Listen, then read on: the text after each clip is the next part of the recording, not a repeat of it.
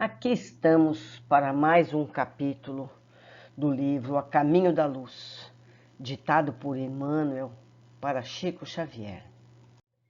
Hoje vamos falar do Império Romano e seus desvios.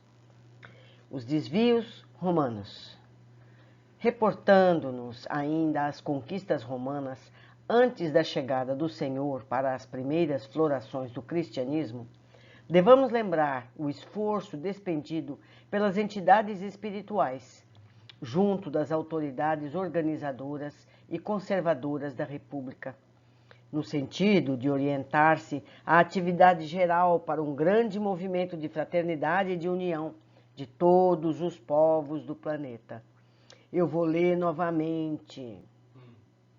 No sentido de orientar-se à atividade geral para um grande movimento de fraternidade e de união para todos os povos do planeta. Meus amigos, esse é o objetivo de Jesus, para que sejamos um só povo nesta terra. Seguindo, os pensadores que hoje sonham a criação dos Estados Unidos do mundo, sem os movimentos odiosos das guerras fratricidas, podem sondar os desígnios do plano invisível naquela época. A Grécia havia perscrutado, na medida do possível, todos os problemas transcendentes da vida. Nas suas lutas expiatórias, transferira as suas experiências e conhecimentos para a família romana, então apta para as grandes tarefas do Estado. À força de educação e de amor, poderia esta última unificar as bandeiras do orbe, criando um novo roteiro à evolução coletiva e estabelecendo as linhas paralelas do progresso físico e moral da humanidade terrestre. Todos os esforços foram despendidos, neste particular, pelos emissários do plano invisível, e a prova desse grandioso projeto de trabalho unitário é que a obra do Império Romano foi das mais primorosas em matéria educativa, com vistas à organização das nacionalidades modernas. O próprio instinto democrático da Inglaterra e da França, bem como as suas elevadas obras de socialização, ainda representam frutos da missão educativa do Império no seio da humanidade. O caminho dos romanos ficou juncado de sementes e de luzes para o porvir. A realidade, contudo, é que, se os mensageiros do Cristo conseguiram a realização de muitos planos generosos no seio da comunidade de então, não podiam interferir na liberdade isolada da grande maioria de seus membros. Os abusos da autoridade e do poder. Em breve, os abusos da autoridade e do poder embriagavam a cidade valorosa. Toda a sede do governo parecia invadida por uma avalanche de forças perversoras das mais baixas esferas dos planos invisíveis.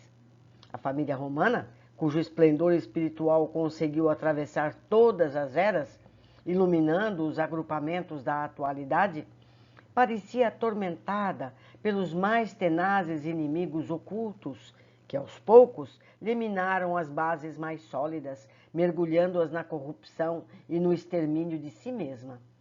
Dada a ausência da vigilância de suas sentinelas mais avançadas, denso nevoeiro obscurecia todas as consciências, e a sociedade alegre e honesta, rica de sentimentos enobrecedores, foi pasto de crimes humilhantes, de tragédias lúgubres e miserandos assassínios. As classes abastadas aproveitavam a pletora do poder, instalando-se no carro da opressão, que deixava atrás de si um rastro fumegante de revolta e de sangue. Os cracos, filhos da veneranda Cornélia, são quase que os derradeiros traços de uma época caracterizada pela administração enérgica, mas equânime, cheia de honestidade, de sabedoria e de justiça. Meus amigos, parece que a evolução humana ela vai crescendo, crescendo, crescendo, chega a um ponto que ela descamba novamente para os traços nefandos, né? E assim vai, de altos e baixos. Continuando, os chefes de Roma. Depois de Caio, assassinado no Aventino, embora se fizesse supor um suicídio, instala-se definitivamente um regime de quase completa dissolução das grandes conquistas morais realizadas. Sobe Mário ao poder, depois das vitórias contra Jugurta e contra os germanos, que haviam, por sua vez, invadido o território das Gálias. Mas os antagonismos sociais levam Sua ao poder, travando-se lutas cruentas, como vésperas escuras e sangrentas derrocadas. Em seguida, surgem Pompeu e a Revolução de Catilina, muito conseguido a prudência de Cícero em favor da segurança da cidade. Verifica-se logo após o primeiro triunvirato, com a política manerosa de Caio Júlio César, que se alia a Pompeu e a Crasso para as supremas obrigações do governo. As citações históricas, todavia, desviariam os objetivos de nosso esforço. Nossa intenção é mostrar que o determinismo do mundo espiritual era o do amor, da solidariedade, do bem, mas os próprios homens, na esfera relativa de suas liberdades, modificaram esse determinismo superior no curso incessante da civilização. Os generais romanos podiam conquistar a ferro e fogo, desviando-se dos objetivos mais sagrados dos seus deveres e obrigações, levando aos outros povos, pela força das armas, os liames que somente deveriam utilizar com a sua cultura, experiência da vida, mas seus atos originaram os mais amargos frutos de provação e sofrimento para a humanidade terrestre. E é por isso que, em sua quase totalidade, entraram no plano espiritual, seguidos de perto pelas suas numerosas vítimas, entre as vozes desesperadas das mais acerbas acusações. Muitos deles, decorridos decênios infindáveis de martírios expiatórios, podiam ser vistos sem as suas armaduras elegantes, arrastando-se como vermes ao longo das margens do Tibre, ou estendendo as mãos asquerosas como mendigos detestados do Esquilino. Meus amigos, tudo o que fazemos temos que prestar contas. O século de Augusto. Terminados os triunviratos, eis que aí ia cumprir-se a missão de Cristo, depois de instalados os primeiros Césares do Império Romano. A aproximação e a presença consoladora do Divino Mestre no mundo era motivo para que todos os corações experimentassem uma vida nova, ainda que ignorassem a fonte divina daquelas vibrações confortadoras. Em vista disso, o governo de Augusto decorreu em grande tranquilidade para Roma e para o resto das sociedades organizadas do planeta. Realizaram-se gigantescos esforços edificadores ou reconstrutivos. Belos monumentos são erigidos. O espírito artístico e filantrópico de Atenas revive na pessoa de Mecenas, confidente do imperador, cuja generosidade dispensa a mais carinhosa atenção às inteligências estudiosas e superiores da época, quais Horácio e Virgílio, que assinalaram junto de outras nobres expressões intelectuais do tempo a passagem do chamado século de Augusto, com as suas obras numerosas. Transição de uma época. Depois de Augusto, aparece à barra da história a personalidade disfarçada e cruel de Tibério, seu filho adotivo, que vê terminar a era de paz, de trabalho e de concórdia com o regresso do Cordeiro às regiões sublimadas da luz. É nesse reinado que a Judéia leva a efeito a tragédia do Gólgota, realizando sinistramente as mais remotas profecias. Não obstante o seu compassivo e desvelado amor, o Divino Mestre é submetido aos martírios da cruz, por imposição do judaísmo, que lhe não compreendeu o amor e a humildade.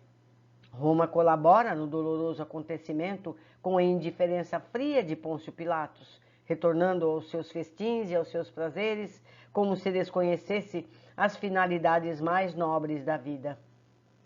Seguindo a mesma estrada escura de Tibério, Calígula inaugura um período longo de sombras, de massacres e de incêndios, de devastação e de sangue. Provações coletivas dos judeus e dos romanos. Os seguidores humildes do Nazareno iniciam nas regiões da Palestina as suas predicações e ensinamentos. Raros apóstolos sabiam da missão sublimada daquela doutrina sacrossanta que mandava fazer o bem pelo mal e instituía o perdão aos próprios inimigos.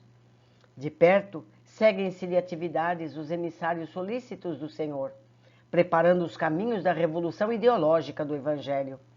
Esses mensageiros do alto iniciam, igualmente e de modo indireto, o esforço de auxílio ao império nas suas dolorosas provações coletivas. Um perfeito trabalho de seleção se verifica no ambiente espiritual das coletividades romanas. Chovem inspirações do alto, preludiando as dores de Jerusalém e as amarguras da cidade imperial. Vaticínios sinistros pesam sobre todos os espíritos rebeldes e culpados. E a verdade é que, depois do cerco de Jerusalém, quando Tito destruiu a cidade, arrasando-lhe o templo famoso e dispersando para sempre os israelitas, viu o orgulhoso vencedor mudar-se o curso das dores para a sociedade do império, atormentada pelas tempestades de fogo e cinza que arrasaram Estábias, Herculâneo e Pompeia, destruindo milhares de vidas florescentes e desequilibrando a existência romana para sempre. Fim da vaidade humana.